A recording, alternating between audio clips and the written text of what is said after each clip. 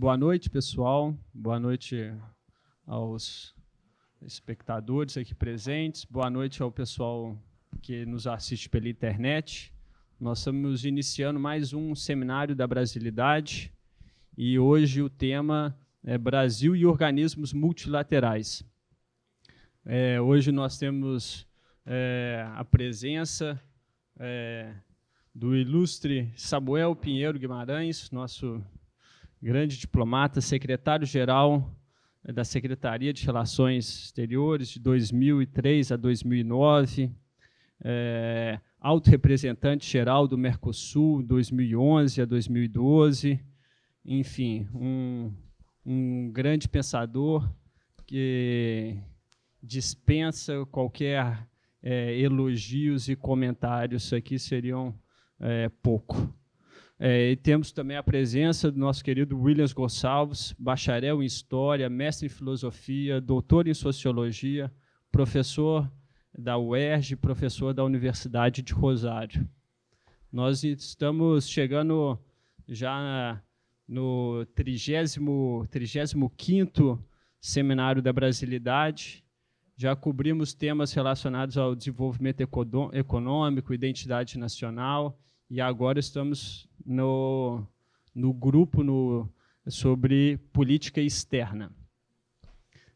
Antes de passar a palavra para os nossos convidados, eu gostaria de agradecer aos nossos patrocinadores, a Associação dos Funcionários do BNDES e também a Associação dos Aposentados e Pensionistas do BNDES.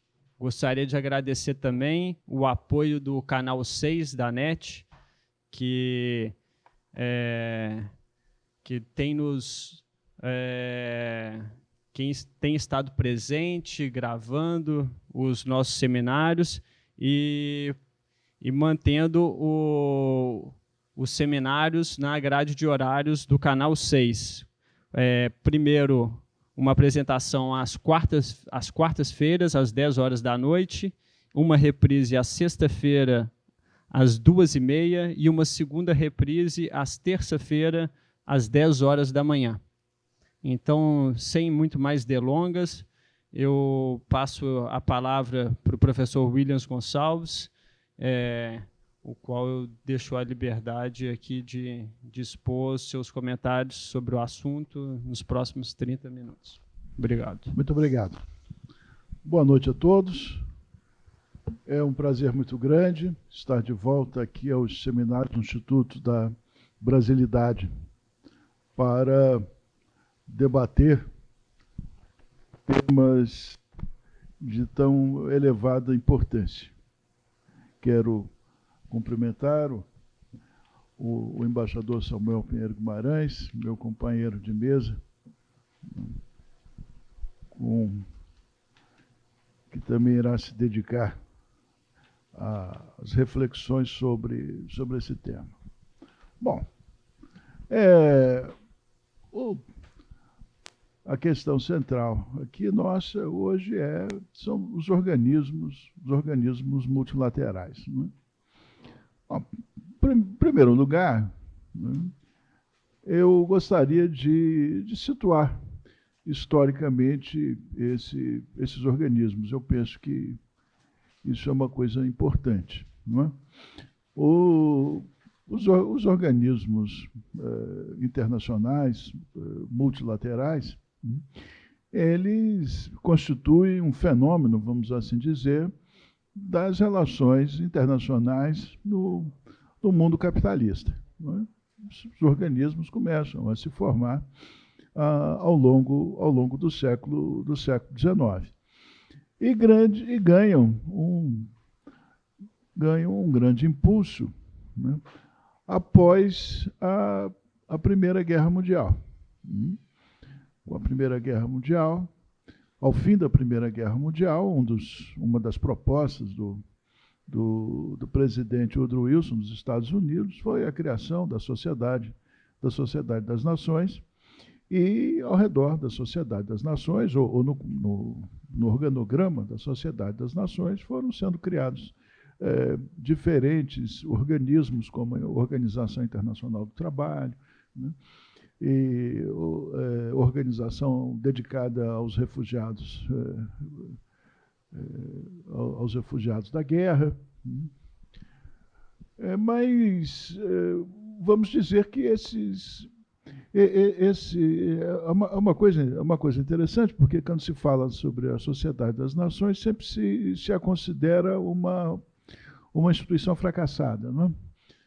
Quer dizer, fracassada porque ela não teria impedido a eclosão da Segunda Guerra Mundial, né? A sua função teria sido justamente, né, quando criada, evitar novas guerras. E isso não aconteceu, né?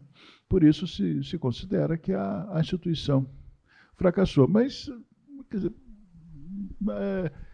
mas não se considera, né, a esses organismos que foram sendo criados pela Sociedade das Nações e que sobreviveram à sociedade, né?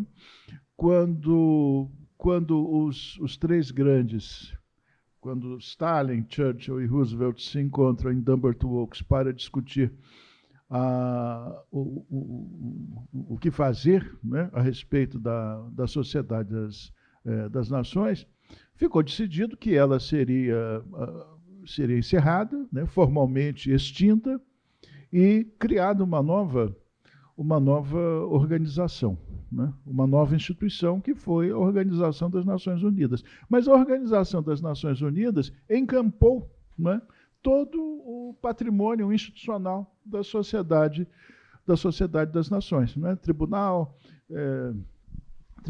de Justiça Internacional, tudo isso foi incorporado, né? Na verdade, a extinção da Sociedade das Nações foi muito mais um gesto, quer dizer, uma decisão política, né, que interessava principalmente a União Soviética, uma vez que esta não havia participado da criação da Sociedade das Nações. Pelo contrário, foi até excluída, não é?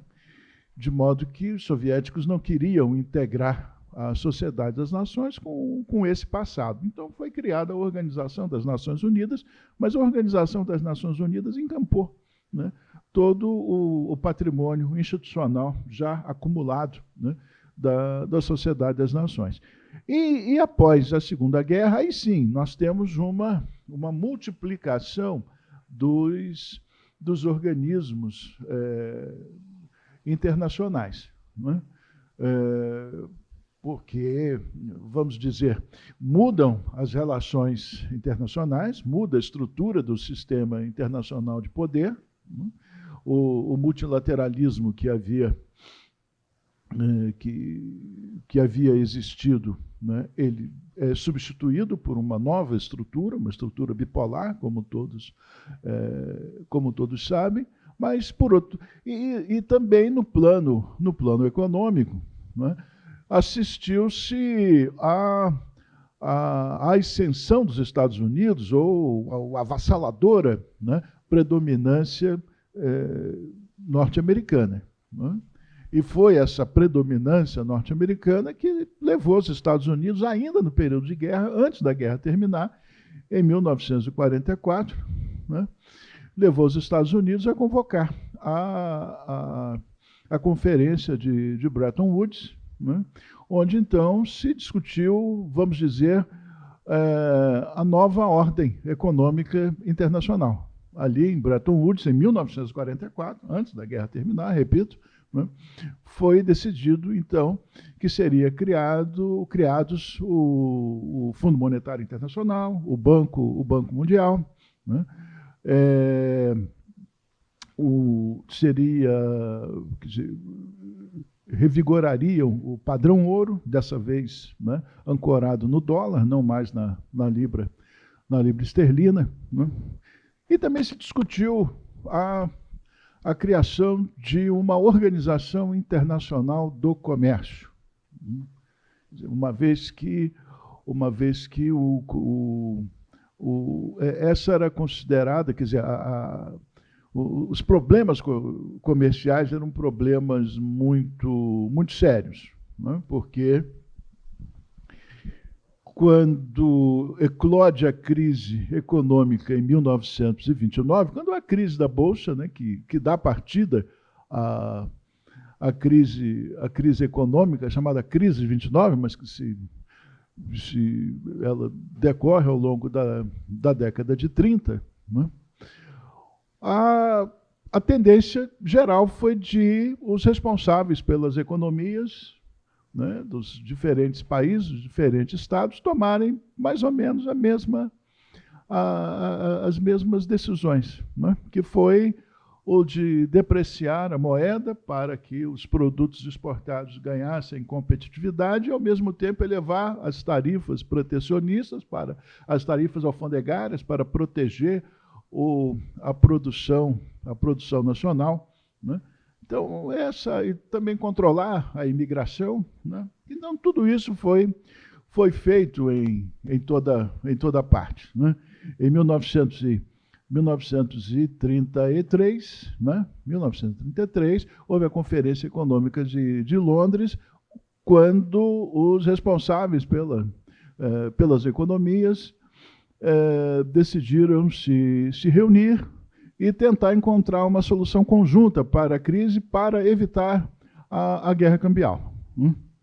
O presidente Franklin Roosevelt havia sido recém-eleito, tinha tomado posse há pouco tempo, e ele desembarcou em Londres dizendo que não estava lá, não tinha ido à conferência para resolver o problema da economia mundial, mas sim para resolver o problema da economia dos Estados Unidos. Então, isso, vamos dizer, acabou com a conferência antes dela começar. Os delegados praticamente foram para Londres para passear, porque não se conseguiu mais nenhum acordo a partir daí, e todos foram fazer a mesma coisa, né? Tomar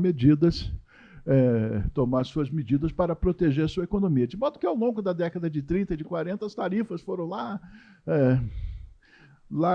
no alto, né? E uma preocupação, portanto, em 1944, era baixar as tarifas com vistas a criar um mercado livre, né, para liberalizar o comércio, né? As tarifas tinham subido extraordinariamente, a ponto mesmo de alguns países, como é o caso do Brasil, da Alemanha, de terem dispensado o uso de moeda forte e feito escambo, troca direta, sem envolvimento de moeda. Portanto, havia essa preocupação, né? No entanto, curiosamente, né, a Organização Internacional do Comércio não foi criada, né? A proposta do governo dos Estados Unidos era a criação, mas ela não foi criada porque o Congresso dos Estados Unidos não aceitou. Os representantes, lá na Câmara dos Representantes, os deputados norte-americanos, achavam que não havia. Por quê, né, a economia dos Estados Unidos, tão forte, tão pujante, se submeter às regras de um organismo, né? Então, por isso, a solução encontrada foi o acordo, tarifas de comércio, o GATT, que existiu até 1994. O GATT realizou oito rodadas de negociação. A última foi a rodada do Uruguai, que começou em 86, terminou em 94, e uma das decisões da rodada Uruguai, de 94, foi a extinção do GATT e a criação da Organização Mundial do Comércio. Muito bem, mas vejam que com a Segunda Guerra Mundial, os organismos multilaterais vão sendo criados, né? Vão sendo criados, vão se multiplicando, né? No caso, a chamada tríade de Bretton Woods tem um papel fundamental, né? O Banco Mundial, o Padrão Ouro, o FMI e o GATT, né, tem um papel extremamente importante, sob a hegemonia dos Estados Unidos, portanto, vai se estabelecendo no caso do comércio, as tarifas vão sendo baixadas, o comércio vai sendo liberalizado e o FMI e o Banco Mundial vão regulando, né, portanto, as relações econômicas internacionais, ajudando os países na medida em que havia problemas, o FMI, né, com a sua ajuda, o Banco Mundial fazendo seus financiamentos e isso, né? Essas as principais, né? E também, na medida que o capitalismo foi se desenvolvendo, as relações econômicas foram se tornando mais densas, a tecnologia foi avançando, foi se aperfeiçoando, novas questões foram surgindo, foram se tornando questões internacionais, né? E novas instituições foram sendo criadas. Há um número muito grande, né? De instituições, né? Eu estou me referindo aqui às instituições econômicas de Bretton Woods, mas há muitas outras, né? Por exemplo, aquela relacionada com energia atômica, né? Criada para evitar a disseminação, né? Das armas nucleares, né? Então, há um grande número de instituições.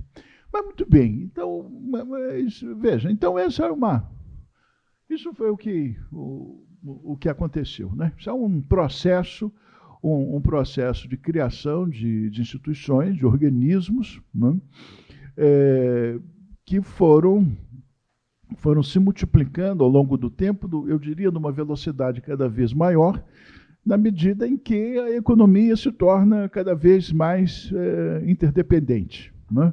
Então, como se costuma dizer, há questões, né, que excedem a capacidade dos Estados individualmente resolverem, né? Há questões que só podem ser resolvidas mediante a cooperação, né? Então, essas instituições, elas teriam como papel, né, proporcionar as condições, criar o ambiente para que os representantes dos Estados, então, possam chegar a um acordo, chegar a um consenso e estabelecer regras de convivência com vistas a superar determinadas questões, resolver equacionar determinados problemas, não é?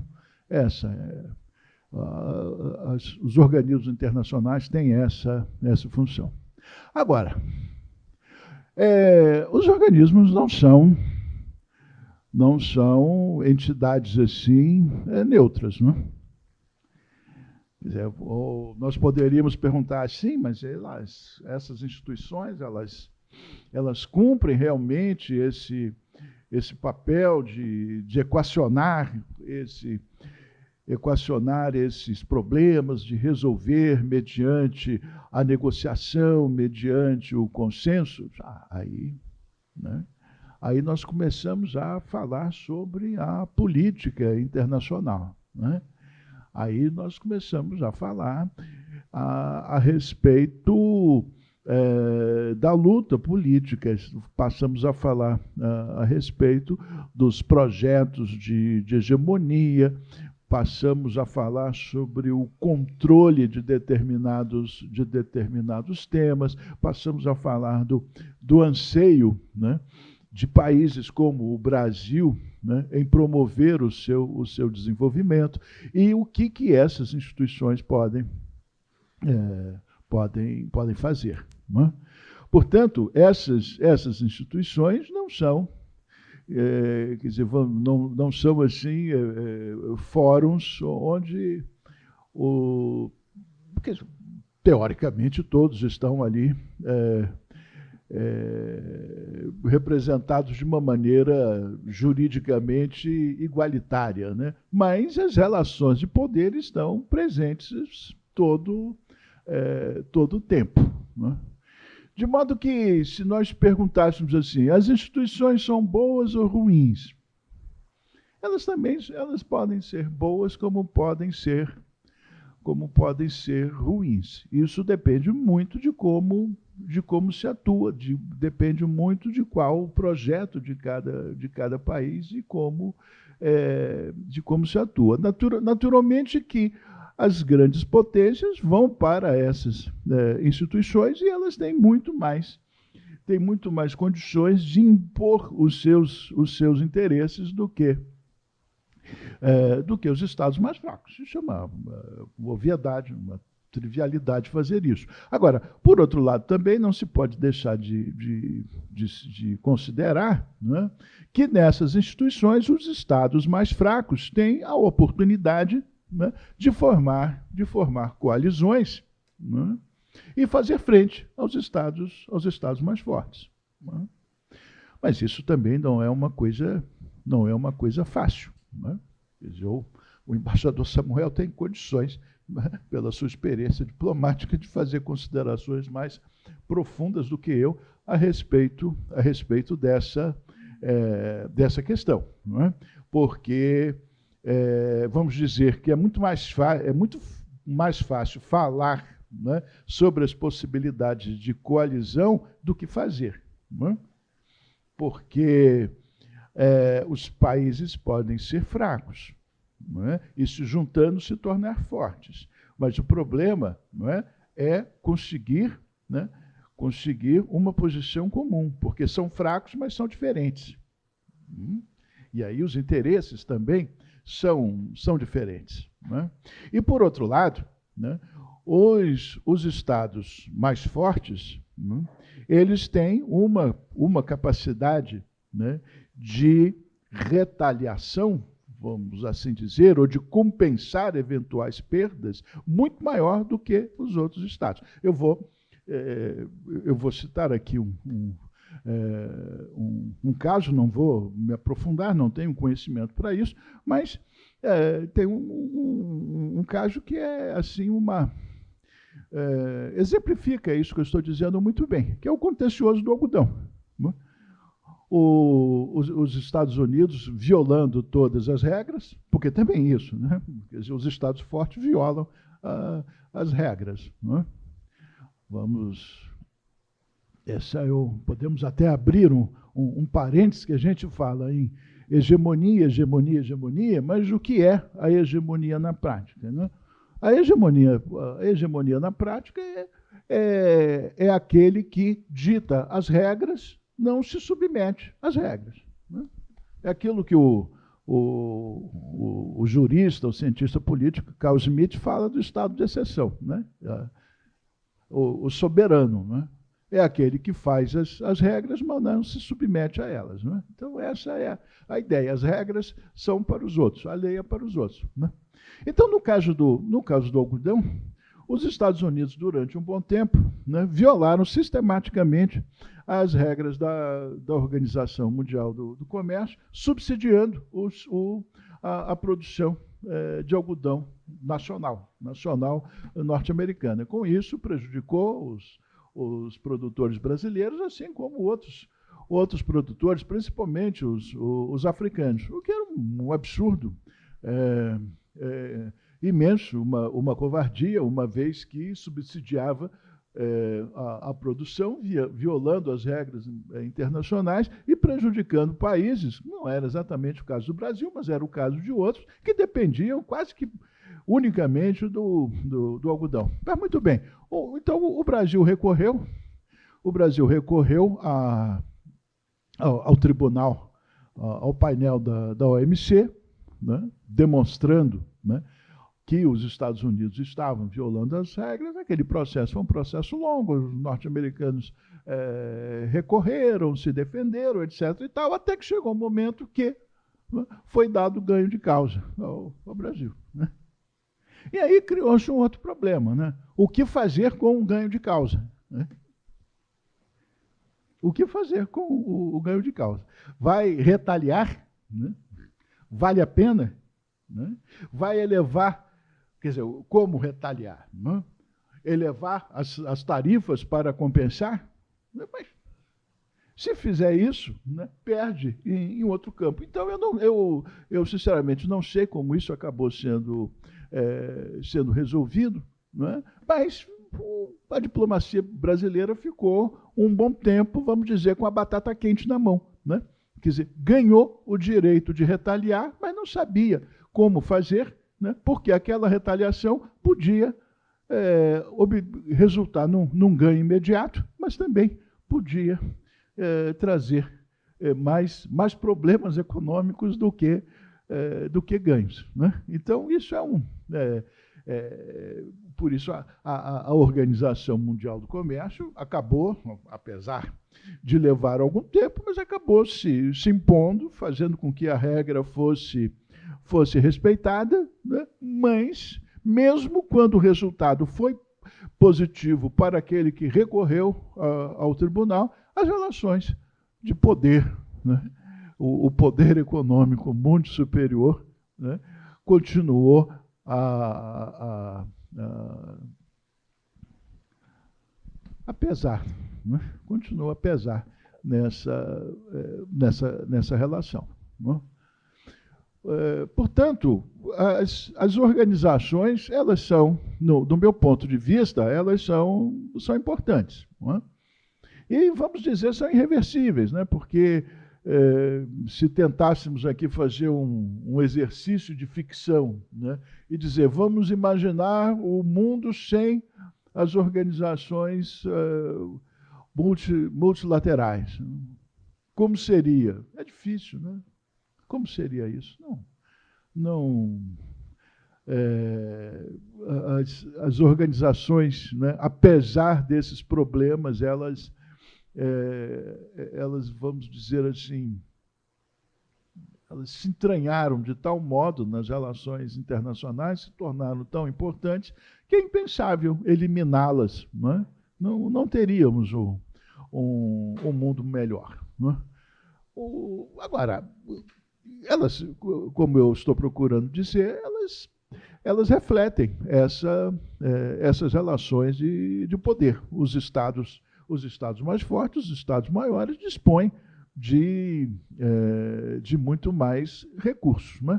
Bom, e isso está acontecendo hoje com a Organização Mundial do Comércio, né? Quando foi criada a Organização Mundial do Comércio, eu lembro muito bem, a ata final do GATT foi a ata de Marrakech, pela qual foi criada a OMC, né? O nosso ministro das Relações Exteriores, na ocasião, era o ministro Celso Amorim, corria o governo do Itamar Franco, né? E muita gente criticou, mas vamos participar dessa organização, isso não vai ser bom para nós, porque já na rodada do GATT, a rodada do GATT começou em 86, foi até 94, e um dos problemas que foram lá impedindo que se chegasse a acordos é que os estados, as grandes potências, Estados Unidos à frente, já não estavam mais interessados, né, apenas na questão comercial, né? Naquela altura, as tarifas, né, as tarifas alfandegárias, as tarifas, né, que regulavam o comércio entre os estados, já haviam baixado tanto desde lá de 1948, né, que foi a primeira rodada, né, já haviam baixado tanto que não havia mais como baixar as tarifas. Então, a discussão ela passou para o outro campo, passou para o campo dos serviços, por exemplo, né? Eu lembro que essa questão do serviço levou um tempo enorme, porque discutia-se o que era serviço, né? Os novos serviços, os velhos serviços tradicionais, como seguro, royalties e tal, aí todo mundo sabia. Mas com a chegada do comércio eletrônico, né, e outras questões mais, como definir isso, como taxar isso, né? Quer dizer, portanto, compras governamentais, proteção aos investimentos, né?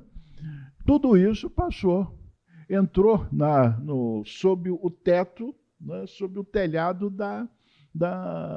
do comércio, né? De modo que hoje nem se discute mais o comércio, se discute fundamentalmente essas questões, né? Quando se fala em acordos comerciais, ninguém está falando mais em comércio, que as tarifas são muito baixas, até porque, quer dizer, há um patamar abaixo do qual não se pode, né? Não se pode descer, porque as tarifas, miseravelmente, têm que remunerar os funcionários do Estado que estão trabalhando lá na alfândega e tal, né? Quer dizer, o comércio livre com tarifa zero só no manual de economia política, né? Porque, na prática, a tarifa mais baixa é aí em torno dos 6%, né? A Inglaterra, quando impunha os seus tratados desiguais, como impôs na China, no Brasil, era 5%. De valor, né? 5% do valor da economia. Abaixo disso, tarifa zero só na apostila de economia. Né?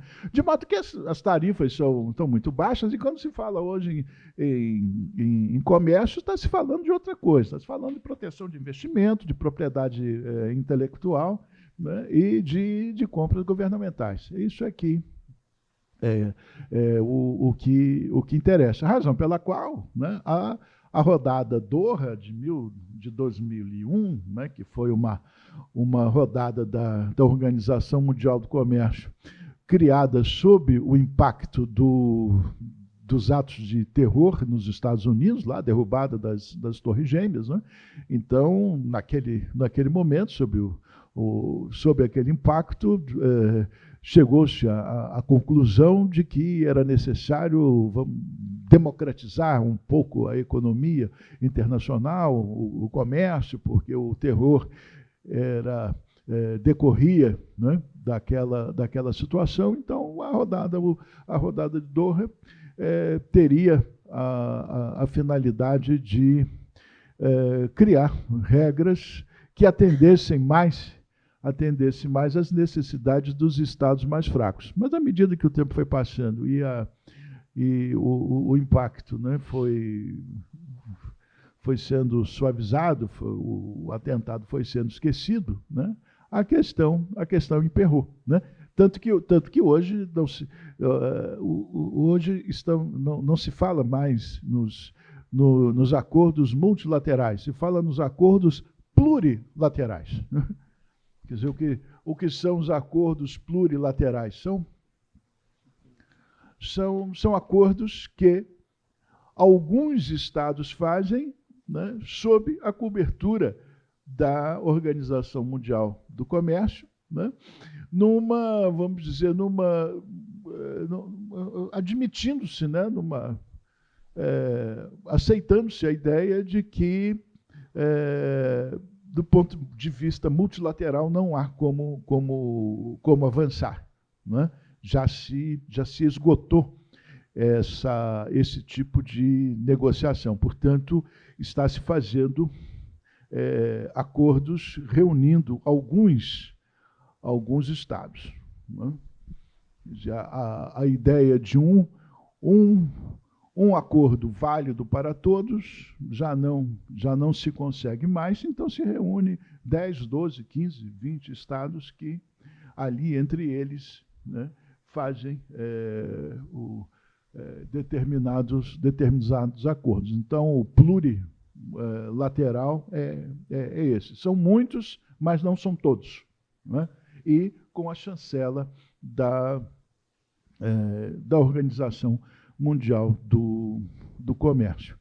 E vejam, como eu disse inicialmente, né, o tema nosso é um tema muito amplo. Ele nos atinge de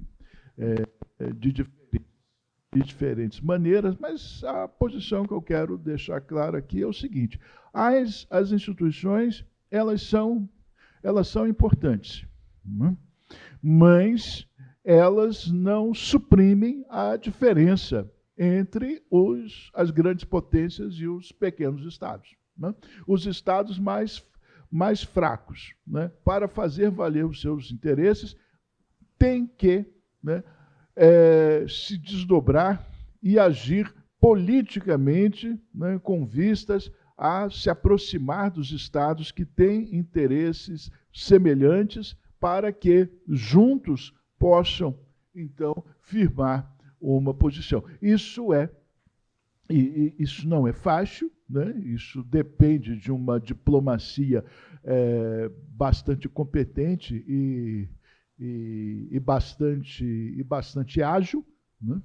Não é uma coisa simples. E essas questões, elas são extremamente importantes porque elas são decisivas para um processo de desenvolvimento, não é? Elas são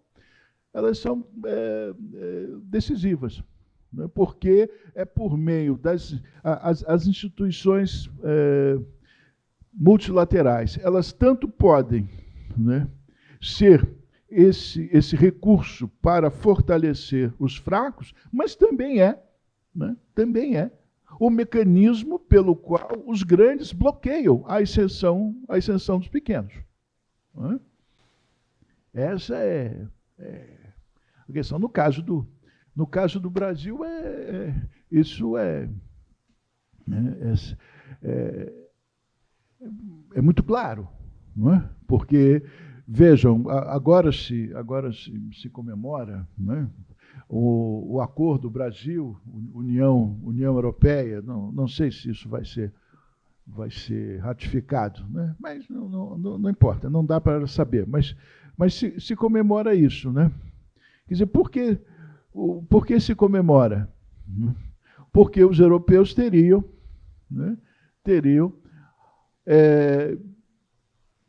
facilitado o seu mercado para as exportações do agronegócio brasileiro. Cheio de condicionalidades, etc. e tal, mas, enfim, vamos admitir que esteja satisfazendo a demanda dos produtores brasileiros, não é? Mas isso, por outro lado, dá aos europeus, né, todos os instrumentos para bloquear, né, as necessidades tecnológicas que a nossa indústria tem para se desenvolver, não é? Então,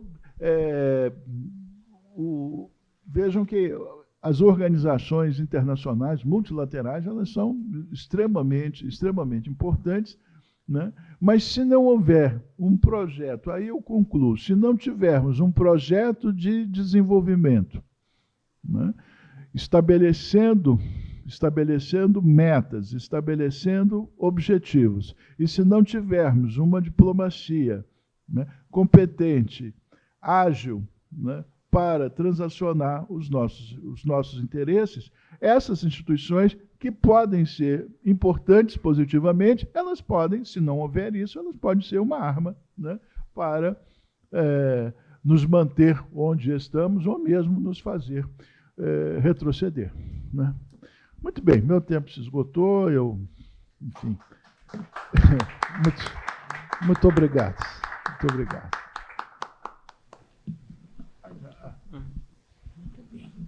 Bem, obrigado, professor Williams. Eu passo a palavra, então, para o nosso embaixador Samuel Pinheiro Guimarães. Bem, boa noite às senhoras e aos senhores. Queria agradecer o convite do Instituto da Brasilidade para participar dessa mesa com o meu querido professor William Gonçalves, sobre o tema do multilateralismo, sobre cuja origem e sobre diversos seus aspectos ele já abordou. Eu vou procurar acrescentar alguma coisa ao que já foi dito. Bem, em primeiro lugar, considerar que o multilateralismo se opõe ao unilateralismo e se opõe ao bilateralismo.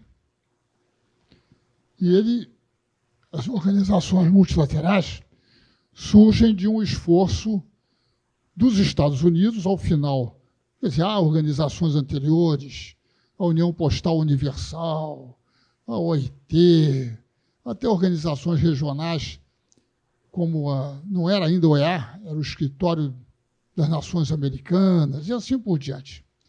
Mas, digamos, o atual esquema, a atual estrutura dos organismos internacionais, multilaterais, surge diante do desafio que tinham os Estados Unidos ao final da Segunda Guerra Mundial, e até antes disso, de enfrentar, digamos, 3 problemas. O problema da Grande Depressão.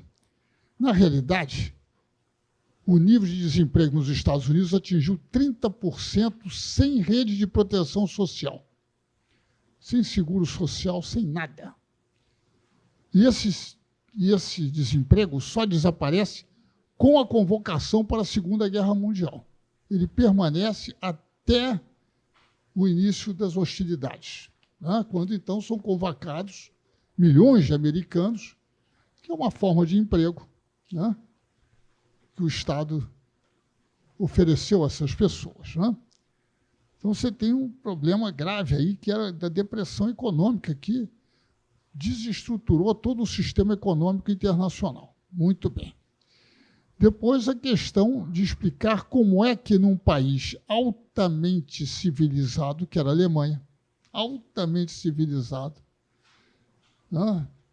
Procure citar alguns filósofos americanos. Difícil, né? Alemães é fácil, né? Procure citar grandes músicos clássicos americanos, né? Grandes músicos alemães é fácil, né? Grandes economistas, assim por diante, né? Em todos os setores. Como é que numa nação tão culta, economicamente tão poderosa, tão desenvolvida, né, como é que surgiu o nazismo? Né? Um ponto importante, né? Então, eram 2 e outros problemas, né? Mas esses eram 2 problemas de grande... deixavam perplexos os americanos, que, como disse o professor William, já durante a Segunda Guerra Mundial já haviam estabelecido os princípios. Primeiro com a Carta do Atlântico, 1942, e depois com o Projeto das Nações Unidas. Para mim é bastante claro que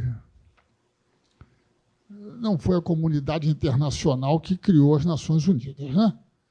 Não foram, né? Quer dizer, inclusive, o Departamento de Estado preparou o chamado Memorando dos Quatro, que foi a base da Carta. E a Conferência de São Francisco se reuniu antes do final da guerra. Assim como Bretton Woods também, como disse o professor Luiz, se reuniu antes, né?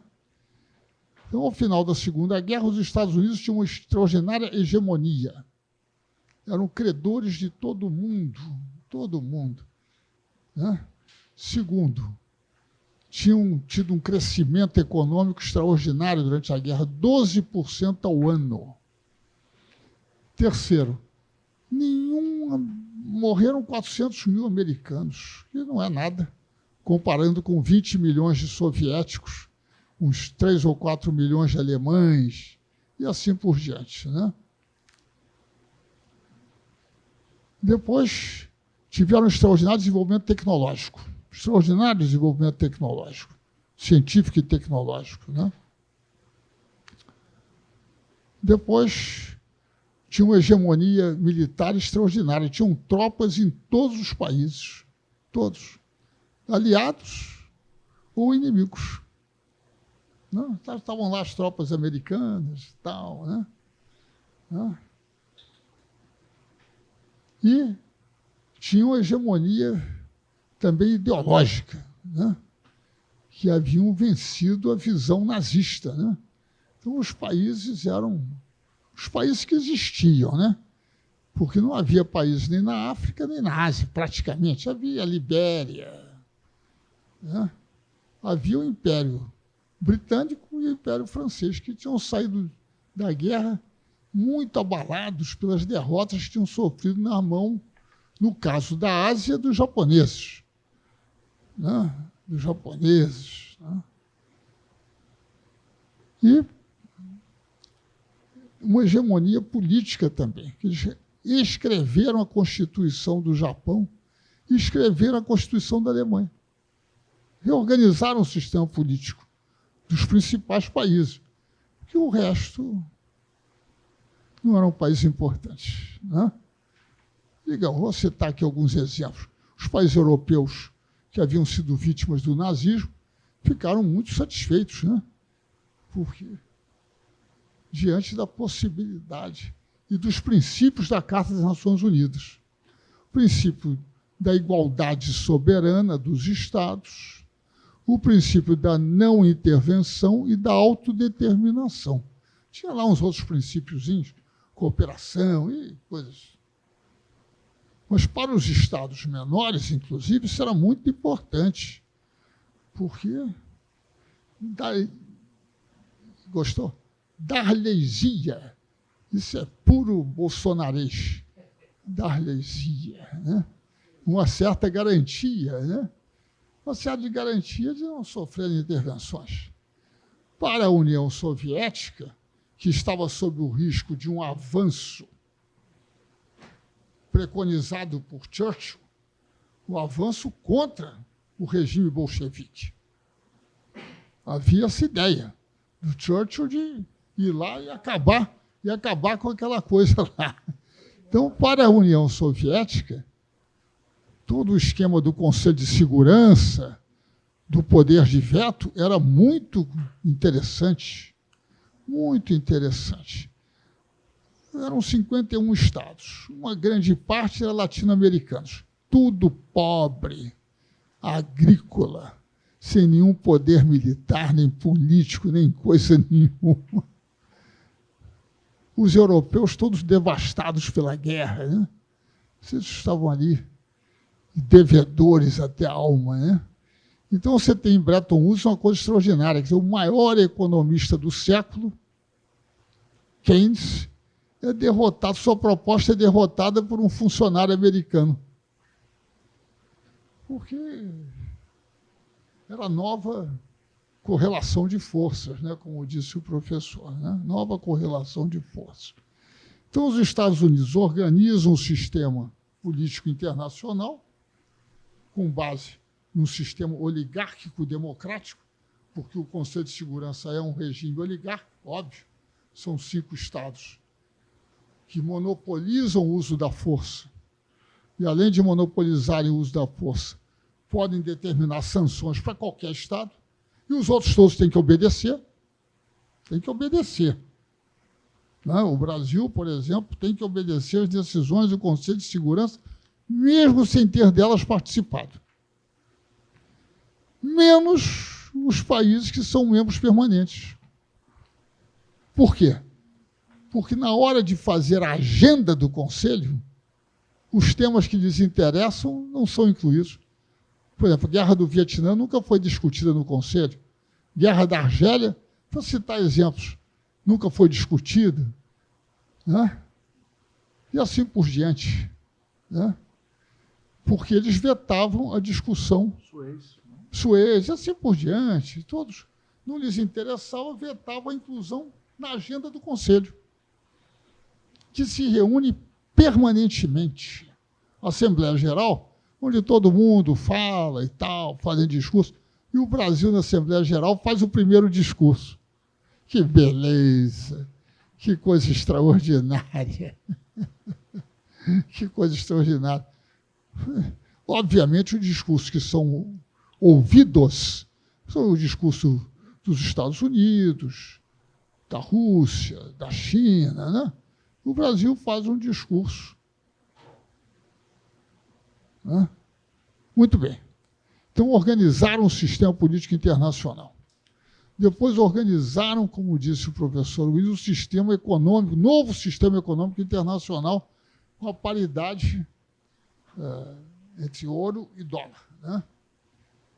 que os Estados Unidos romperam, como ele disse, as regras. Eles acabaram com essa paridade sem avisar ninguém. Acabaram. Chegaram, só acabou, não tem mais. Isso aí não tem mais. Né? E criaram, quer dizer, foi criado um novo sistema de taxas flutuantes, aos poucos foram lá se entendendo, né? Mas, no fundo, acabaram com a paridade, acabaram com a obrigação de pagar em ouro, né, os dólares, que estavam bastante inflacionados. Muito bem. Depois, organizaram o sistema militar internacional. Proibiram os dois países mais poderosos de terem exército, a Alemanha e o Japão. Se você proibir a Dinamarca de ter exército ou não, não faz a menor diferença. Proibir Portugal de ter exército ou não, não faz a menor diferença. Mas o Japão e a Alemanha eram os dois grandes países com grande capacidade militar e tiveram proibidas a organização das suas forças armadas naquele momento.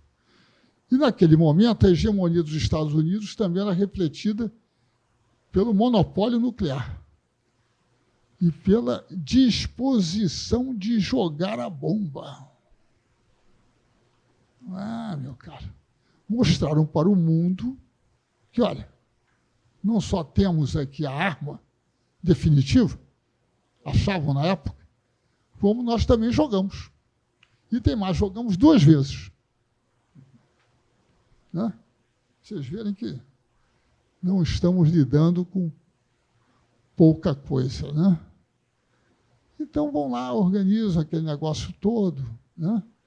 E, mais tarde, em 1949, organiza a organização, não fica bom não, né?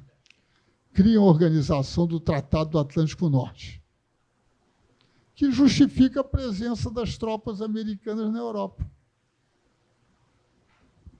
Em todos os países que são membros da OTAN. Que eu saiba, não há nenhuma tropa francesa no território americano. Nunca ouvi falar. Apesar dos Estados Unidos serem membros da OTAN. Poderia ter umas tropazinhas francesas lá, né? Uma coisa assim, né? Para disfarçar. Né? Muito bem. Neste processo, quando se diz que os países são soberanos no seu território, significa que no seu território somente pode vigir a lei nacional. Então, havia interesse na negociação de acordos internacionais que esses países aceitassem. Paralelamente, havia o processo de descolonização. Os americanos já haviam avisado aos ingleses e franceses e criaram uma comissão dentro da Organização das Nações Unidas, a Comissão 4, de descolonização. E ali foram promovendo a descolonização dos países, dos territórios coloniais, né? E que isso se acelera a partir de 57, 58, mais ou menos, depois a partir de 60.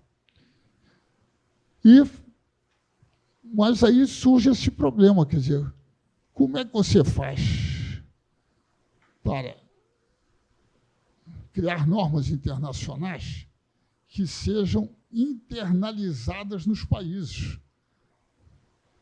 Então, é preciso que eles participem das negociações.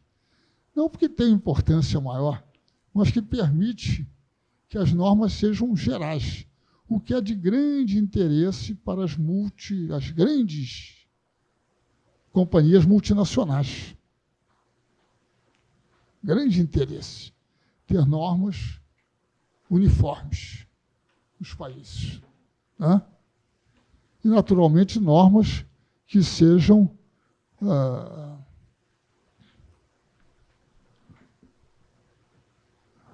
compatíveis com seus interesses. Né? Então, como disse o professor, criam lá as organizações financeiras, uma organização de investimentos, que era o Banco Internacional de Reconstrução e Desenvolvimento. Desenvolvimento da Europa. Não tinha nada a ver com desenvolvimento de país subdesenvolvido, não. Nem havia essa noção, né? Esse banco fracassa redondamente.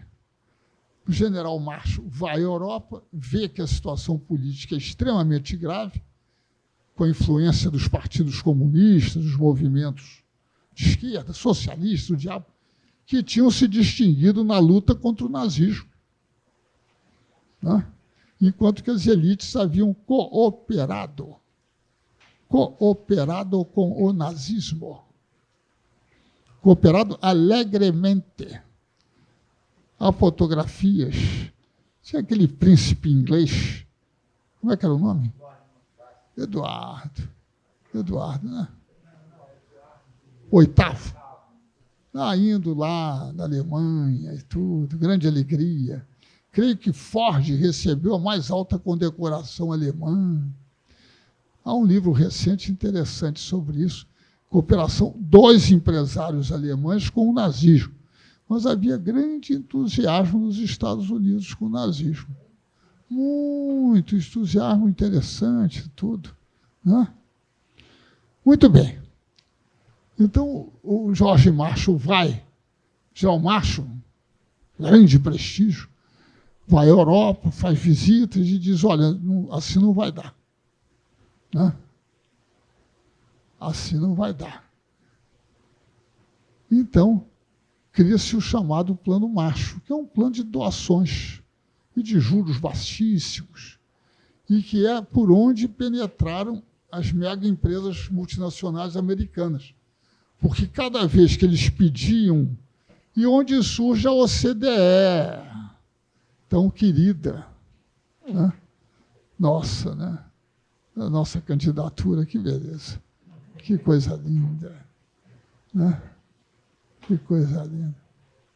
Bem, por quê? Porque havia um grupo de funcionários americanos em Paris, bom lugar para a sede de uma organização internacional, recomendo muito, hein?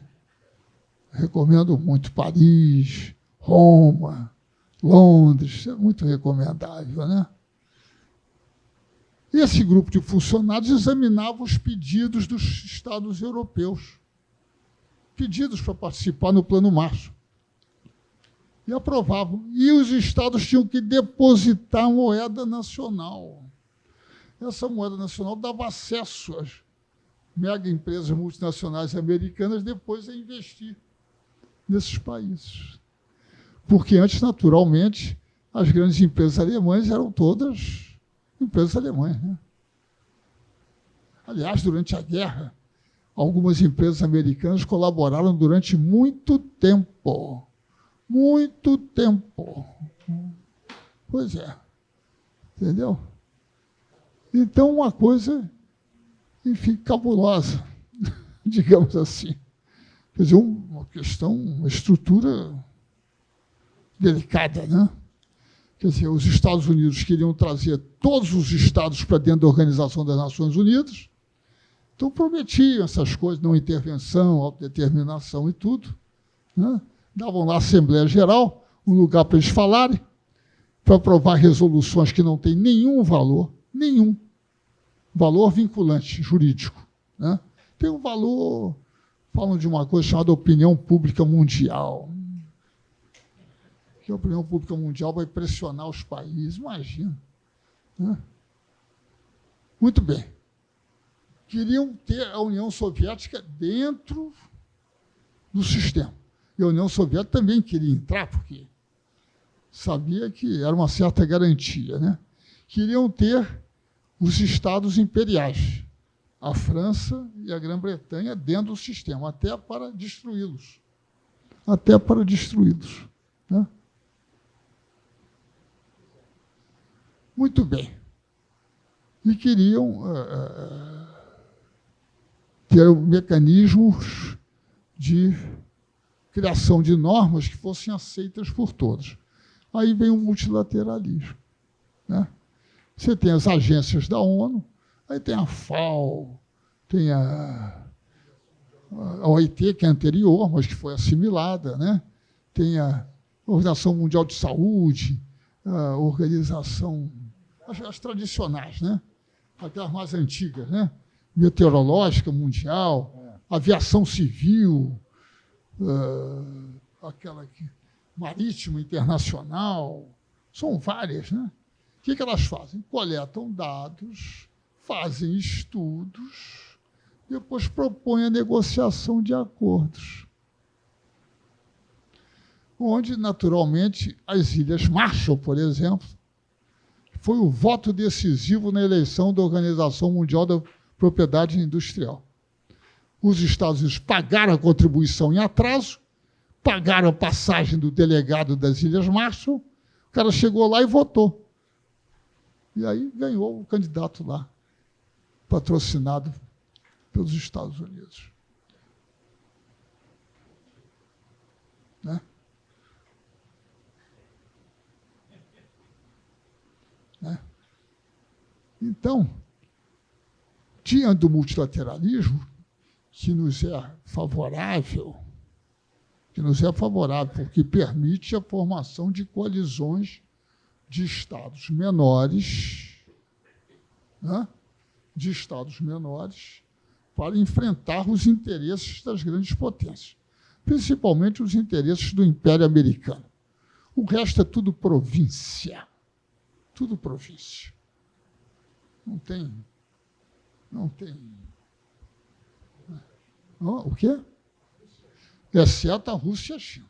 São os estados adversários do Império, como os americanos declaram nos seus documentos claramente. O resto são alguns estados rebeldes, como a Venezuela. Mas todos acabaram fazendo parte desses organismos internacionais. Né? A Argentina demorou muito a fazer parte do Fundo Monetário. Muito. Entrou no Fundo Monetário muito depois. Daí uma certa irritação americana com os argentinos. Né? Enfim. Então, é extremamente importante porque se opõe ao unilateralismo americano hoje em dia.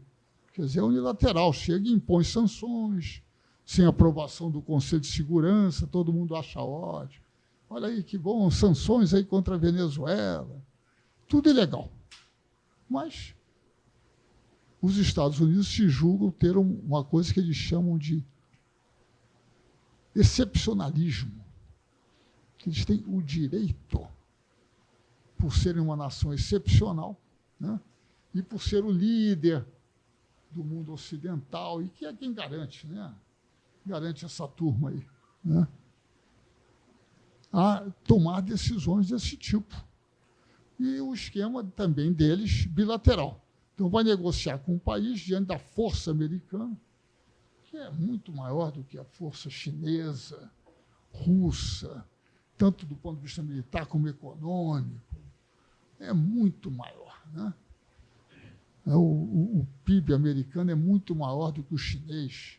Claro que tem aquelas coisas, é muito maior. Não tem aquele negócio de paridade de poder de compra, saber se uma banana custa não sei quanto aqui e acolá.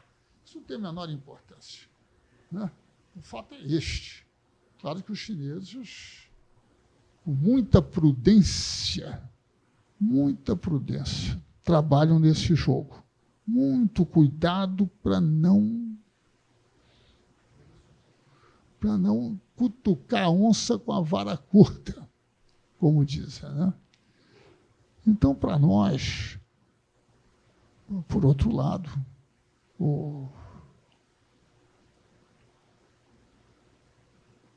essas agências multilaterais coletam dados que dificilmente poderíamos ter. Países subdesenvolvidos, os Estados Unidos têm.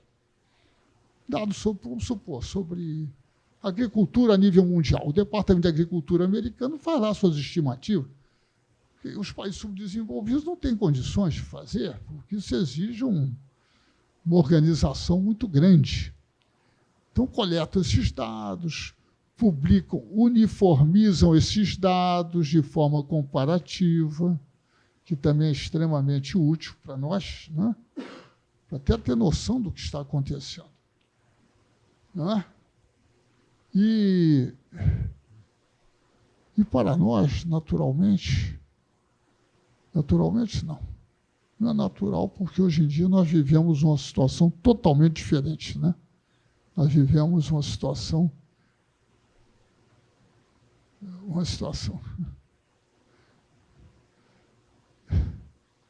eu diria, inédita na história do mundo. Nenhum governo detestou mais o seu próprio país do que o atual governo. Nenhum. O atual governo brasileiro detesta o Brasil. Ele está empenhado em destruir o Estado, a sociedade e a economia brasileiras. Né? E tem noções extraordinárias. Né? Por exemplo, o chanceler diz o seguinte: ele acredita que a Terra seja redonda, mas que também se deve discutir outras hipóteses. É algo extraordinário, quer dizer. Né? Algo extraordinário. Extraordinário. Né? Mas, enfim, então nós estamos diante dessa conjuntura. E em relação às Nações Unidas, eles consideram que é uma coisa do diabo, né? Que fica querendo impor normas ao Brasil e a outros estados e tudo, né? E aí temos situações como essa do Acordo de Paris sobre aquecimento global, quer dizer, algo... Não acreditam. Acredito que não há, porque tem a teoria dos termômetros. Vocês já se esqueceram, né? É a questão da colocação dos termômetros, isso é que gerava temperatura. Bem, e o chamado marxismo cultural. Você é um marxista cultural. Não sabe o que é, mas é. Né? Fica aí filmando coisas do Instituto da Brasilidade. Só isso já liquidou contigo. Né? Está liquidado. Não adianta fugir, não, que eles vão atrás de você. Não é? E que está em todas as reuniões, quer dizer que é uma prova cabal. É uma prova cabal da sua tendência. Pois é. E sempre gravando tudo, para difundir essas noções absurdas que são tratadas aqui no Instituto da Brasilidade. Né? Não é verdade? Então, nós estamos diante de uma situação muito grave. Muito grave mesmo. E aí, temos que aproveitar que eu tenho mais alguns minutos, né? Quantos? Quanto? Só? Quanto quiser. Pronto, o povo exige que eu fale.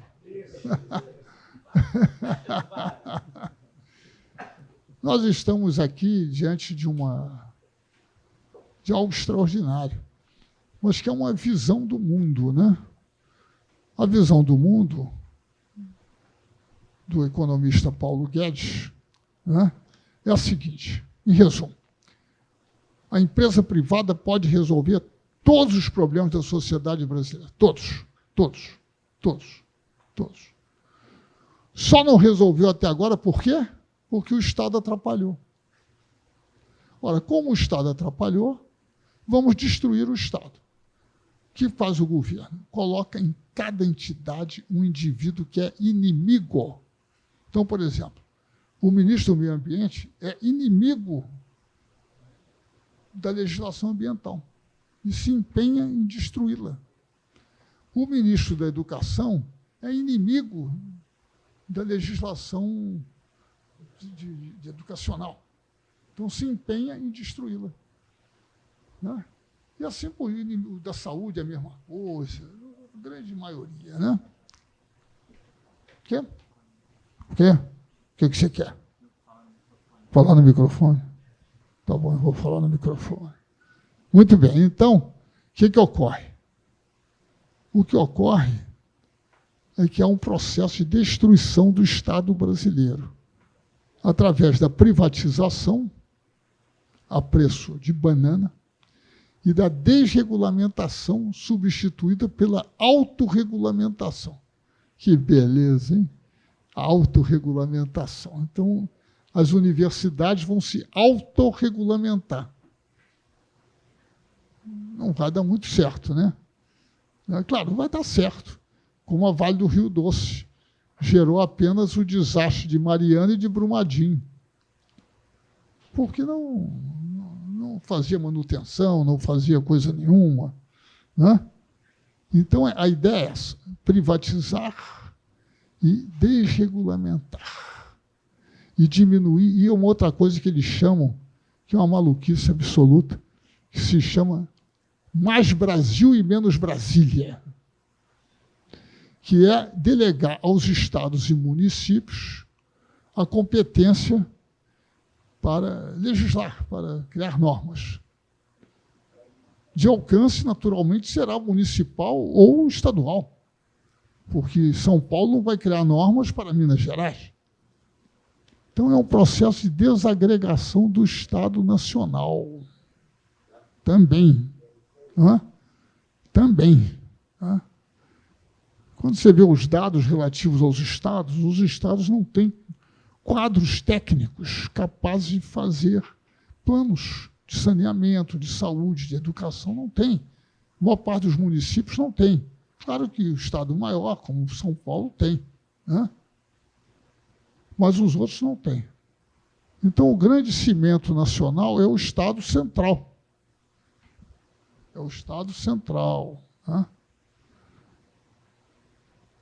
É verdade, temos que dar mérito a quem tem mérito. É preciso lembrar que o presidente Fernando Henrique Cardoso, ao tomar posse, creio, declarou que ele queria acabar com a Era Vargas. Declarou. E veio vindo por aí. Né? Não é verdade? Isso aí também escreveu pouco, né, meu filho? Não tem nada de relevante do que ele escreveu. Nada. Nada. Até aquele livro que ele escreveu com aquele outro, Enzo Faleiro, na realidade, dizem que o Enzo é que escreveu. Né? Então, escreveu pouco. Né? Escreveu uma tesezinha lá. Muito bem. Então, há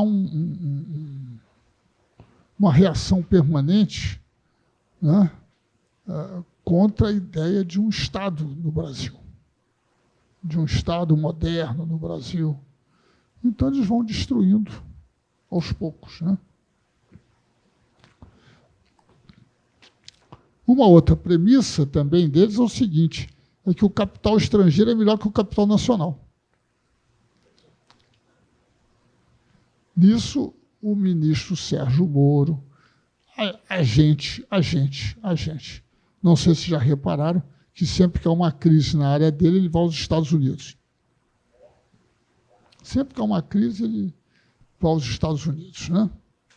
Não é verdade? E que foram dois mecanismos de intervenção na política externa, na política interna dos Estados. Os acordos de cooperação judiciária, né? E os acordos de proteção e promoção de investimentos, com a cláusula investidor-Estado. Né? São dois mecanismos para contornar a ideia de soberania. Na área social, temos uma coisa extraordinária, que é também a mesma destruição dos organismos do Estado, né? Mesma destruição, né? Mesma desregulamentação e tudo, mas acompanhado de uma visão do mundo muito interessante. Há várias visões. Uma delas é que o grande problema do Brasil é a corrupção. Ora, Os romanos já se queixavam da corrupção em Roma. Quer dizer,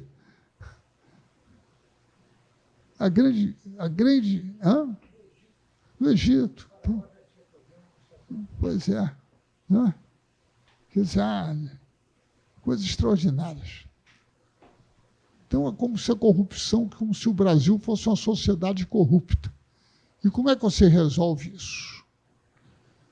Você resolve essa questão identificando quem são os corruptos, principalmente politicamente, excluindo esses indivíduos do processo político. Por coincidência, são os indivíduos do Partido dos Trabalhadores. Né? Por coincidência. Nós sabemos, por exemplo, que o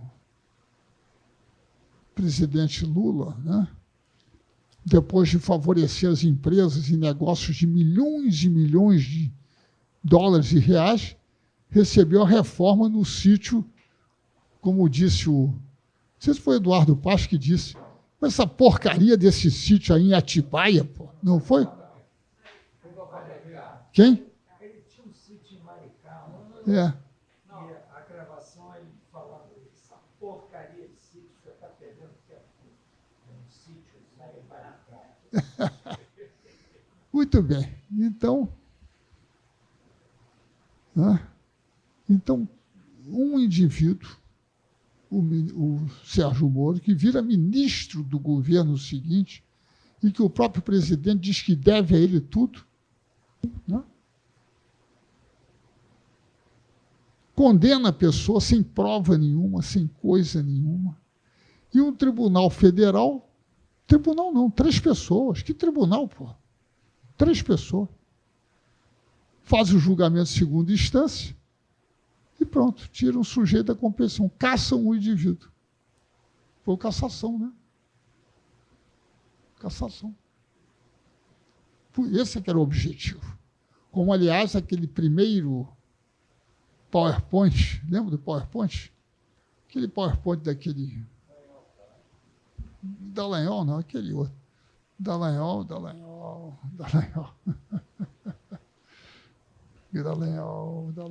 garoto bonito. Né? Dallagnol. Não é Monte?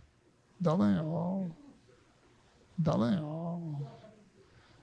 Como ele disse, aliás, nem vou repetir, né? Aquele outro era um Carlos Fernando, não sei o quê, que era um barbudinho da Operação Lava Jato, né? Que fez aquele PowerPoint, no centro estava o Lula. Né? Muito bem. E aí, esse era o objetivo da Operação Lava Jato, não era punir ninguém. Que tinha tantas irregularidades que todos os processos serão anulados, eventualmente. Né? Todos serão anulados, porque são tão cheios de imperfeições e tudo, né? De arbitrariedades, de conluio entre o juiz e a acusação, né? Que vão ser anulados, porque o objetivo político já foi conseguido, que era ganhar as eleições. Mas eu estava dizendo que, então, uma das hipóteses é a ideia da sociedade corrupta, que é a sociedade brasileira, sociedade corrupta, né? Corrompida por quê? Por quem? Pelo marxismo cultural. Pelo marxismo cultural. Infiltrada onde? No cinema, no teatro, na literatura, né? Então, temos que substituir esses valores por valores cristãos. Como disse o delegado lá do Brasil numa reunião lá na Hungria recentemente, que a política externa agora vai se basear em valores cristãos. Não sei como é que eles vão negociar tarifas com valores cristãos. Não sei como. Né? E uma palavra, enfim. E aí os Estados Unidos conseguem manter a sua hegemonia.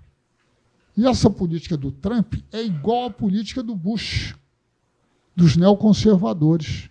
manter uma grande superioridade militar, e não aceitar nenhuma restrição à política americana, de organismos internacionais, etc. Isso depois ficou um pouco mal, né? E depois do Bush, quem é que vem depois do Bush? É o Clinton, né? O Clinton é 94, né? Não, tem o Clinton. Eu estou referindo ao Bush de 91, é o Bush pai. Depois é o Clinton. Depois vem o Clinton.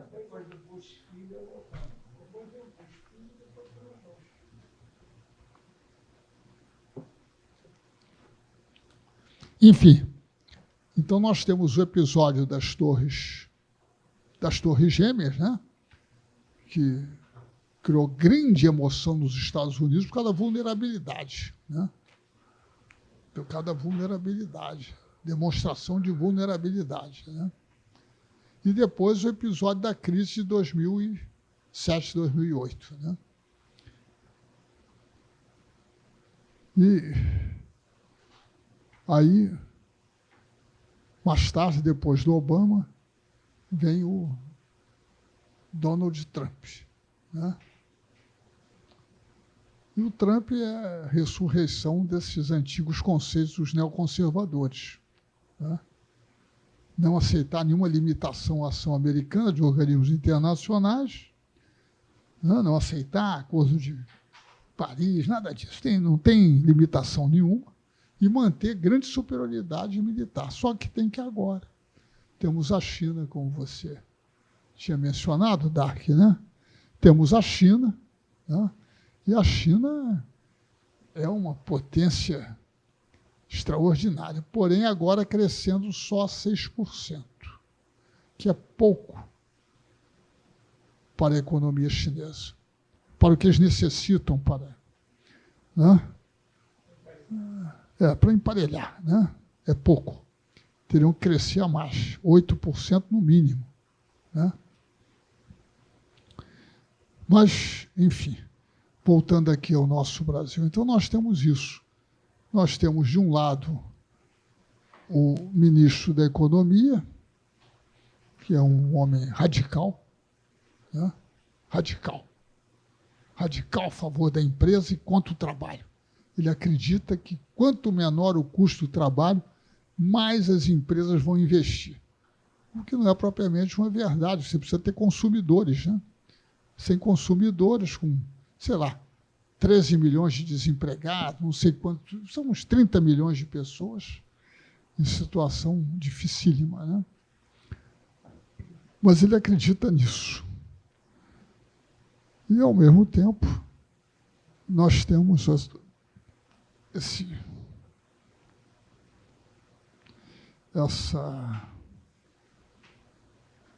como é que eu não sei como denominar? É difícil denominar, né? Porque é um grupo de pessoas, chama até hoje em dia de clã, né? Depois o sujeito chama de 01, 02, 03. Eu nunca chamei meus filhos, você chamou, dá.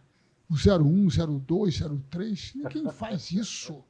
Ninguém faz isso. É uma coisa estranha. Muito estranha. Muito estranha, né? Então, temos como presidente um indivíduo que se julga perseguido pelos comunistas. Ele se julga, ele se julga, né? Que todas as pessoas que discordam dele são comunistas. Não importa. Estou com pena do Armínio Fraga, André Lara Rezende. Nessa altura do campeonato, são chamados de comunistas, né? Mas, para finalizar com uma nota positiva, né? O tabelamento dos juros. Não é um fato econômico, não é um fato político da maior importância. Ninguém faz tabelamento de juros impunemente. Como disse a Febraban, nós somos contra qualquer tabelamento de preços. Isso é um fato político, não é um fato econômico, se vão ganhar mais dinheiro, se vão ganhar menos, se o juro vai cair, se não vai cair nada. Né? Vai cair nada. E o outro fato importante é a passagem da Previdência dos militares. Já passou pelo Senado, creio, e agora vai para a sanção presidencial. Vai ser um fato importante essa sanção. Muito importante. Né? Então, são dois fatos muito positivos. Passar a Previdência Militar, estava sendo esperada, né? E o tabelamento dos juros, que é o primeiro ato do governo que atinge o capital. E aí há muita preocupação, né? Bem, não sei mais. O que vocês querem que eu fale sobre o quê? Tendo em vista que a maioria dos países produtores de petróleo, ou alguns deles são países pobres, teoricamente pobres, eu digo pobres em relação ao seu nível de valores. Está preso aqui no cantinho. Não, está aqui. São países pobres, do ponto de vista da renda das pessoas, etc. Aparentemente, eles conseguiram uma coisa que é relativamente inédita, porque conseguiram subir o preço do petróleo. Eu sei que há acomodações em relação aos interesses americanos, mas o fato é que isso foi um fato notável numa determinada época. Eu gostaria de saber como é que você avalia isso, o professor também. Bem, só para lembrar um episódio, é o seguinte, que os preços baixos do petróleo foram fundamentais para o desenvolvimento econômico dos Estados Unidos, fundamentais. Aí chega lá um venezuelano, com a ideia de jirico, de criar o PEP. O Ali. Quer dizer, chato, né? Chato. Teve essa ideia que não foi muito bem apreciada nos Estados Unidos, mas que, de uma certa forma, criou entre os países produtores um cartel, se você quiser, um esquema de definição dos preços internacionais do petróleo, cotas de produção, alguns países estão fora, e a Arábia Saudita, aliada eterna dos Estados Unidos, né, sempre colabora, né? Sempre colabora, aumentando a produção quando é necessária, né? Hoje em dia, digamos, é uma situação interessante, porque isso naturalmente deu bastante um fluxo de recursos para esses países muito grande, principalmente depois das guerras, né? Da multiplicação das chamadas choques do petróleo, né? Que aumentaram, duplicaram, depois quadruplicaram os preços do petróleo, né? Não foi o OPEP, não. Foi ali o embargo e tudo, né? E as decisões que têm a ver com a política dos Estados Unidos na área, a política em relação a Israel, né? Enfim. O quê? Não entendi nada que você disse. Ah, sim, claro. Claro, aumentou os preços, eles ganharam muito dinheiro, muito, né? Mas o fato é que houve um fluxo grande de recursos para esses países árabes, né? Hoje em dia, não digo que são todos eles, mas tem um nível de renda, às vezes, bastante elevado. Não para aquela massa de imigrantes que eles trazem de outros países pobres, trazem lá da Ásia para trabalhar, né? Mas tem recursos, hoje em dia, muito maiores do que tinham no passado, né? O Estado desses países passou a ter uma receita muito maior. E, então, agora, será que o Brasil pode ser membro da OPEP? Acho um pouco difícil, né? Um pouco difícil. Pois é, imagino. Acho um pouco difícil até por causa do confronto ali e tal, e que não interessa, né? Não interessa aos Estados Unidos Claro que o objetivo principal dos Estados Unidos em termos de política externa, em relação ao Brasil, além desse alinhamento, né, é que o Brasil saia dos BRICS. Isso é um grande objetivo da política externa americana. Eles conseguiram um grande objetivo, que era eleger um presidente. É o maior objetivo que você pode ter em relação ao país, você eleger um presidente, pô. Que a partir dali, você tem um presidente que bate continência para a bandeira americana, pô. Você quer mais do que isso? É difícil, né? Não é? É muito difícil ter mais do que isso, né? Enfim. Então, eu acho isso. Não sei se o professor William quer acrescentar. Não. Não? Não quer. Não quer acrescentar. Mas, enfim. Então, estamos assim. Né? Estamos nessa situação. A sociedade brasileira vai ter um partido cujo número é 38, por causa do revólver. Por causa do calibre 38 do revólver. Isso é uma coisa extraordinária. O governo atiça o conflito social. Ele atiça o conflito. Né? Ele distribui armas. Não distribui armas, não. As armas todas vão para a milícia.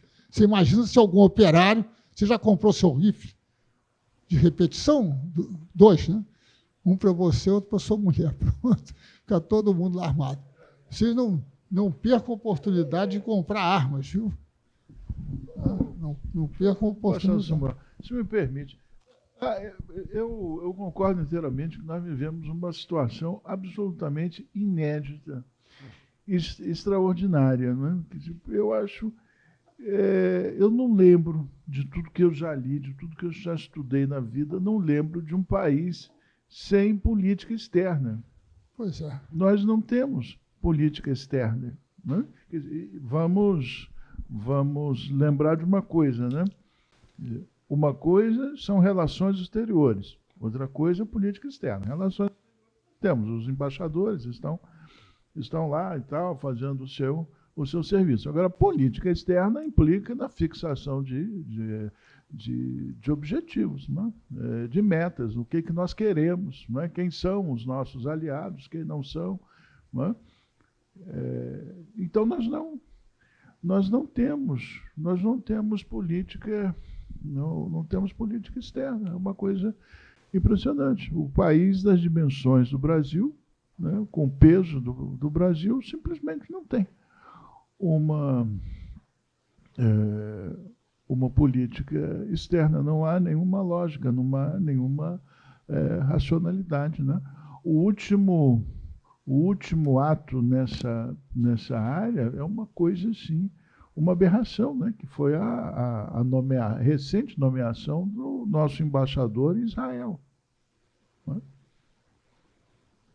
Não sei se vocês estão a par, mas o presidente indicou um militar que é funcionário de uma empresa israelense e que está sendo designado para a nossa embaixada em Israel. Isso uma coisa assim, realmente foi um esforço de imaginação notável, né? Porque uma dessa, né, nunca ninguém tinha visto. Não é? Um indivíduo fora da carreira diplomática já isso não seria escandaloso, porque não é obrigatório, não é necessário. Não é? Mas alguém que trabalha para um governo estrangeiro e ser colocado, isso realmente é uma coisa assim, completamente insólita. Não é? E demais não temos política externa. E o pior disso é o seguinte, é que se nós formos lá consultar os documentos norte-americanos, tá? Os documentos que definem a estratégia dos Estados Unidos, as preocupações dos Estados Unidos, não, com o restante do mundo, a gente não encontra a América Latina. Não encontra. Não há nenhuma preocupação com a América Latina. E no caso do atual do Trump, né, a diplomacia americana está em guerra com o Trump. Né? Os diplomatas norte-americanos estão denunciando o Trump, gente que financiou a carreira, a campanha do Trump, está se voltando contra ele, denunciando. O que significa, no meu entendimento, né, é que a América Latina, especialmente o Brasil, está entregue ao submundo do Estado norte-americano. Né? Quer dizer, quem faz a política dos Estados Unidos para o Brasil, quem opera é a CIA, a DEA, né? Não é nem o departamento, não é o Departamento de Estado. Né? É uma situação realmente completamente insólita. Não é? Nós não temos política externa. As declarações do nosso chanceler são completamente desconcertantes. Não é? Nem os próprios conservadores. Ele foi fazer uma palestra nos Estados Unidos, lá para um grupo de conservadores, não sei qual é o assunto, acho que foi qualquer coisa sobre o meio ambiente. Foi o meio ambiente, né? Porque ele começou a citar Freud, Lacan, as coisas, nem os americanos conseguiram entender o que estava acontecendo. Né? Então, uma coisa assim, né? Um homem, não entendo aquilo, o que se passa não se passa. Não, é uma coisa assim, realmente fora do comum, porque, afinal de contas, não é um demente que foi encontrado no meio da rua. Não é? Foi um homem que foi socializado pela diplomacia brasileira. Né? Não é qualquer um que alcança a posição de ministro de segunda classe. Ele foi ministro conselheiro, ele apresentou uma tese, essa tese foi aprovada. Né? Então, não é um doido qualquer, né? É um homem que foi, não é verdade?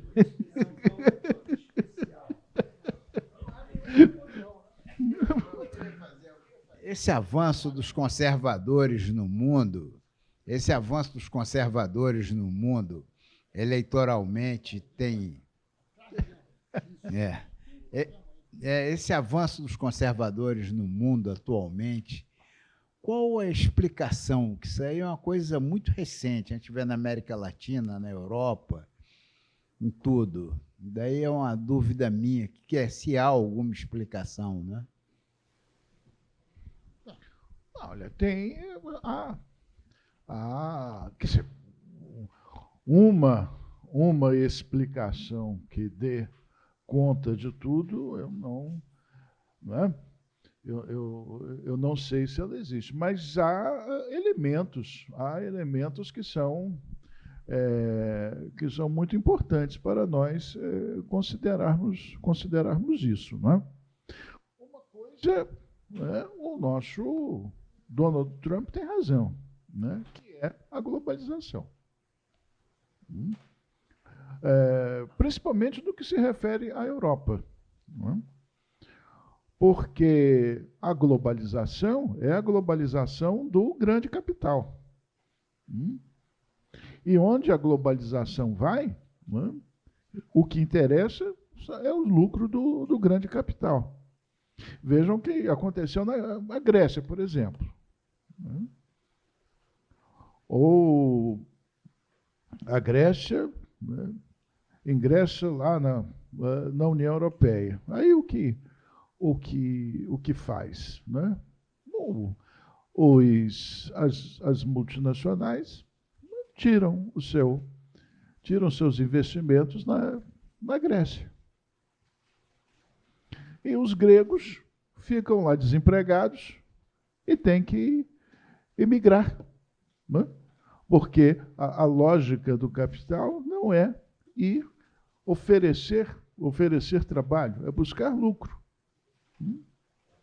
Então, vejam só, o capital transita pela Europa em busca de mais de mais lucros segundo os seus critérios, né? E o trabalhador, o povo, corre atrás do emprego. Então, nós temos duas lógicas que não são coincidentes. O que os conservadores europeus reclamam? Da imigração, né? Os franceses reclamam do trabalhador que vem de outros países e toma o seu emprego. Isso para não falar lá na desestruturação dos países do Oriente Médio, né, do norte da África, que vão para a Europa também, né, em busca da compensação, né? Então, nós temos uma globalização, né, que funciona de acordo com os interesses do capital para a satisfação desses interesses, né? Portanto, isso, né, tem desestruturado as economias nacionais, provocando as imigrações. E, naturalmente, isso é uma coisa perfeitamente compreensível, que o inglês desempregado que sai à rua e vê lá o estrangeiro ocupando postos de trabalho, que ele fique aborrecido com isso. Isso é uma reação absolutamente natural e provocada por esse deslocamento do capital. Então, no caso da Europa, né, a União Europeia, né, é uma fonte, é uma razão importante para o despertar do nacionalismo xenófobo e com ele, quer dizer, todo o reacionarismo, né? No nosso caso aqui da América Latina, vamos dizer que nós não temos esse problema, mas temos aí a coisa da religião, né? A coisa da religião. Os neopentecostais, eles estão aí em toda parte, vê o que está acontecendo. Na Bolívia, né? Na América Central, uma coisa extremamente importante, né? E essas religiões têm quer dizer, essas igrejas, né? Essas facções religiosas, elas têm uma capacidade de manipulação impressionante, não é? E sem qualquer, quer dizer, tudo isso com base vamos dizer, na magia da palavra, porque não oferece nenhuma compensação material, né? Quer dizer, o povo contribui lá com o seu salário para o erguimento dessas igrejas. Esses homens que lideram essas igrejas construíram fortunas impressionantes, né? E isso não é devolvido, né, na forma de escolas, de hospitais, de creches. Não, porque eles são justamente contra isso, né? Porque a sua teologia é a teologia da prosperidade, né? Então, não há essa dimensão da solidariedade, da compaixão, que é da Igreja Católica, da Igreja Metodista, né? Quer dizer, as escolas, as universidades, os hospitais, não existe nada disso, né? É uma via de mão única, né? Entrega o dinheiro para o dízimo, né? E isso vai. E não tem volta. E, no entanto, é uma capacidade de manipulação impressionante. Então, essa é uma característica, né, daqui da nossa região. Não é tanto os problemas da imigração lá da Europa, decorrente da crise, da desestruturação dos países do Oriente Médio, ou do trânsito, né, de mão de obra no âmbito da União Europeia em busca de trabalho. Aqui é a igreja. Não, uma das questões que se foi levantada aqui pelo professor Willis é saber se a política externa tem uma orientação. Tem. Seguir os Estados Unidos. Essa orientação. Parte do princípio, esse raciocínio parte do princípio, como há um artigo desse atual chanceler, em que ele diz que o Trump é o grande líder do Ocidente. O grande líder... O quê? Pois é. Salvador do Ocidente. Como é que você disse, Dá? Do cristianismo, entendeu? Salvador do cristianismo. Não é brincadeira, não, meu caro. Não é brincadeira, não. O sujeito faz um artigo dizendo isso, tendo feito palestras defendendo a Dilma em ocasiões anteriores. Então, há uma mistura aí de senso de oportunidade e de convicções também. Também de convicções, porque tem convicções diferentes, né? Mas há uma política externa que tem essa orientação. Então, essa política externa, ela resiste aos embates, por exemplo, agora do Trump, anunciando que vai aumentar as tarifas sobre o aço e o alumínio brasileiro. E os outros ficam tranquilos, achando que é isso mesmo e tudo, porque tem que colaborar nessa luta contra o marxismo cultural da escola de Frankfurt, principalmente de Horkheimer, né? Sim, mas Horkheimer. Mas é isso que eu queria dizer.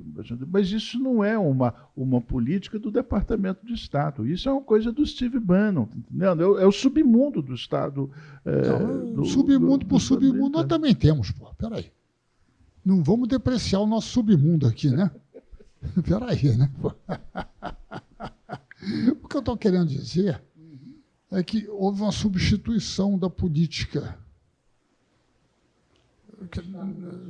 Na política americana. Os Estados Unidos estão, no momento, reorganizando o sistema internacional. Quem não quiser ver, não vê, mas estão reorganizando. Dizendo, olha, é o seguinte, agora é diferente. America First, não tem essa conversinha, não.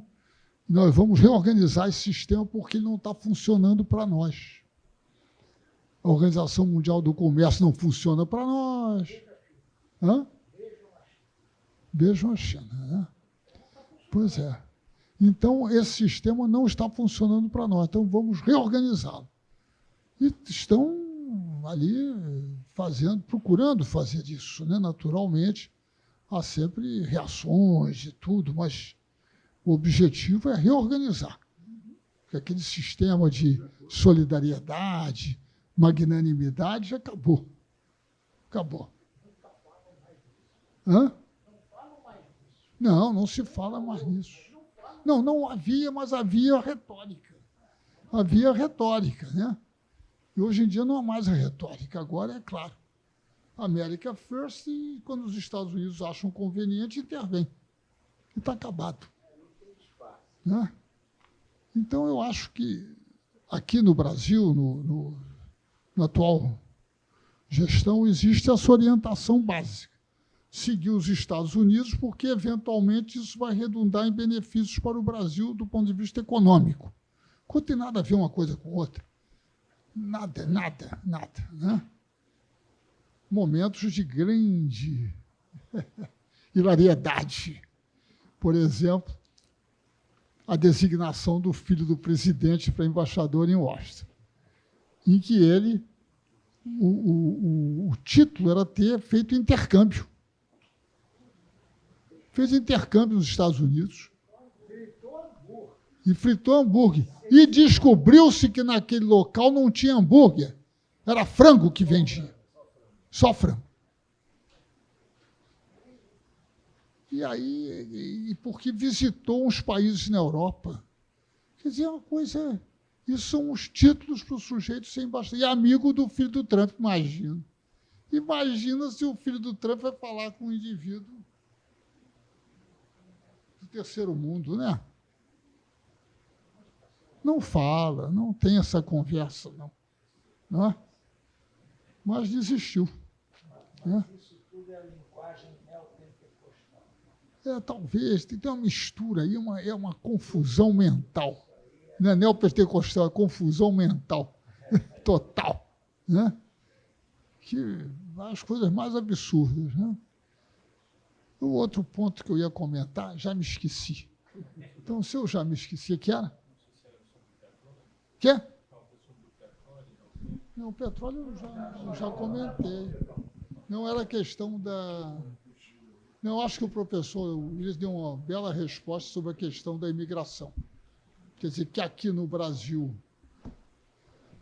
essa posição de direita, conservadora, tem muito a ver com as igrejas, e que lá nos Estados Unidos é uma questão do deslocamento causado pelas empresas que vão produzir na China, no Vietnã, em outros lugares, e que simplesmente fecham as fábricas, né? Na Europa e nos Estados Unidos. Né? Também. Né? Então, tem essa origem, né? esse ressentimento contra o estrangeiro numa situação de desemprego. Né? Você está desempregado, fica um ressentimento. Não que o estrangeiro está tomando muito lugar, não. Não sei se está tomando tanto lugar diretamente, né? Mas fica aquela acusação. Inclusive, alguns dos países que têm maior xenofobia, manifestações de xenofobia, são países com percentuais pequenos de estrangeiros, como é o caso da Itália. Mas tem alto percentual, como a Polônia em relação aos judeus. A Polônia tem um profundo sentimento antissemita e não tem mais judeu nenhum lá, pô. Mataram, fugiram, enfim, né? E tem um profundo sentimento. Então, é uma mistura. O professor William disse alguma coisa que eu queria dizer, que é o seguinte, que as igrejas pentecostais, né, muitas vezes são um elemento de apoio social aos imigrantes internos. Ele chega no Sul, não conhece ninguém. Não. Pois é. Então, essas igrejas pentecostais têm muito auxílio mútuo de arranjar emprego, casamentos e coisas assim. E, digamos, porque eu não posso... Eu acho, para mim, é mais difícil aceitar que as pessoas deem o dinheiro sem ter nada em troca. Isso é meio difícil. Tem alguma coisa em troca? Não é que não tem escolas e creches, nada disso, não, mas tem aquele apoio social de conseguir emprego para o sujeito porque ele é da igreja. Né? O quê?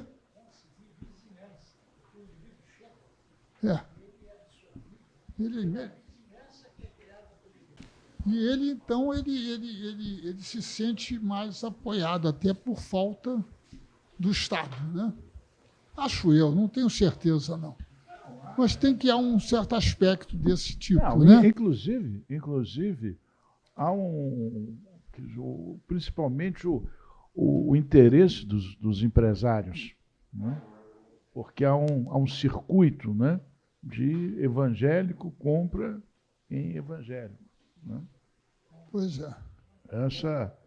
Esse circuito, em alguns lugares, funciona. Como é que é? O circuito de quem contra? Compra. Quando você... Com o evangelho, compra de evangélico. Outros evangélicos. Outras igrejas, né?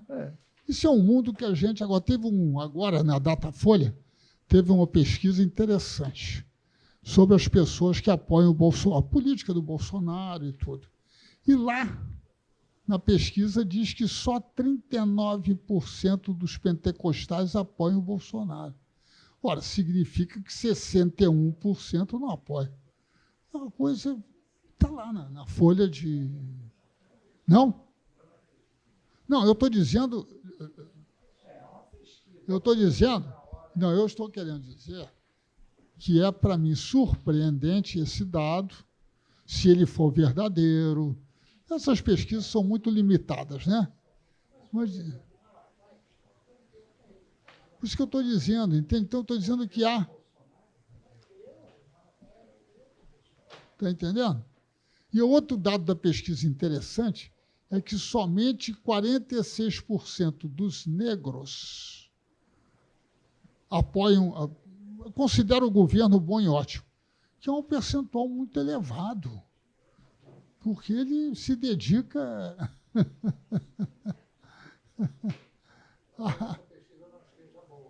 Não, eu acho que então, não. eu estou Agora, dizendo que quando, eu estou dizendo que o que eu li na pesquisa.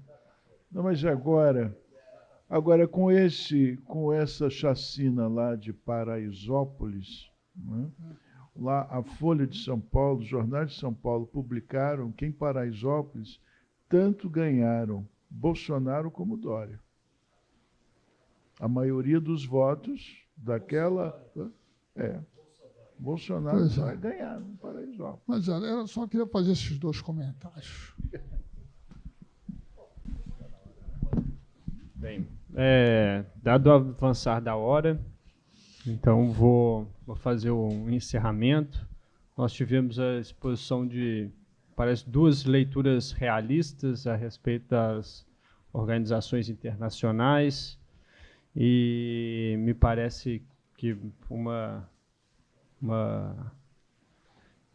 conclusão parcial que a gente pode extrair dessas palestras é que a diplomacia e as organizações internacionais fazem parte de um jogo de rivalidade dos Estados, em que cada um deles tenta garantir os seus interesses nacionais, e esses tratados internacionais e organizações internacionais, obviamente, buscam inserções específicas para cada um dos Estados dentro dessa rede de poder. E os estados, obviamente, mais fortes com inserções privilegiadas e os estados mais fracos com inserções submissas, devendo a eles ou aceitar essa posição ou então lutar por uma posição melhor. Bem, agradeço a fala do professor Williams, agradeço a fala do embaixador Samuel e agradeço novamente aos nossos financiadores, a Associação dos Funcionários do BNDES, a Associação dos Aposentados do BNDES, e também ao Canal 6. Então, muito obrigado. Semana que vem estamos aqui de volta.